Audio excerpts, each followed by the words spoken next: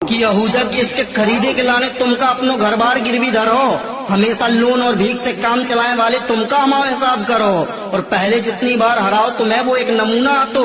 ई बार तुम्हें ऐसा धो है कि तुम बेटा चुल्लू भर पानी में डूब मरो।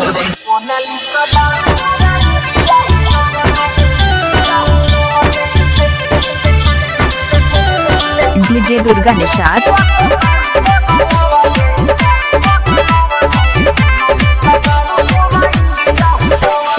काली काली अखिया के गजबे बयादा, कुंभ मेला में तोहर चर्चा बजादा। सुनो काली काली अखिया के गजबे बयादा, कुंभ मेला में तोहर चर्चा बजादा। तारू तू रुद्राक्ष के माला हो जातावे हक तोके देखे जे भी जाला। आगे पीछे मीडिया के बारू लगवले दुर्गा निषाद दी आर्ट। काली काली अखिया से बारू पगलवले, मोनालिसा बारू पूरा इंडिया हिलवले। नीली नीली अखिया से बारू पगलवले, मोनालिसा बारू पूरा इंडिया हिलवले। डीजे दुर्गा निषाद। आपका घर कहाँ है? गांव बामन तारा, जिला फतेहपुर।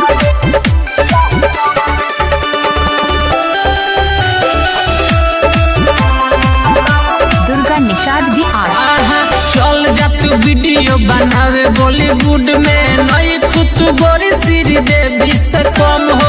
देखले बानी तो के वीडियो में जब से दिल बाबे चैन नहीं सुततानी हम हो।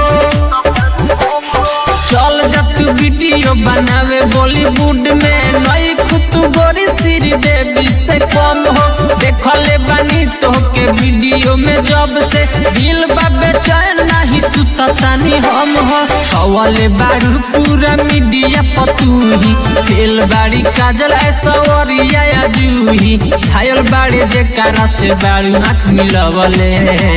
डीजे दुर्गा निषाद। काली काली अखिया से मन पगलवले, मोनालिसा बारू पूरा इंडिया हिलवले। नीली नीली अखिया से बारू पगलवले, मोनालिसा बारू पूरा इंडिया हिलवले।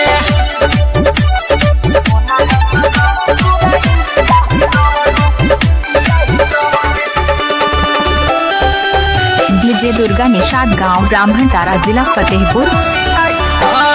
भइल बाटे लइका सब तोहरा पफीदा, बात करे वाला ई तरीका तोहर देख के बन जा हीरोइन सब बनी तोहर फैन हो।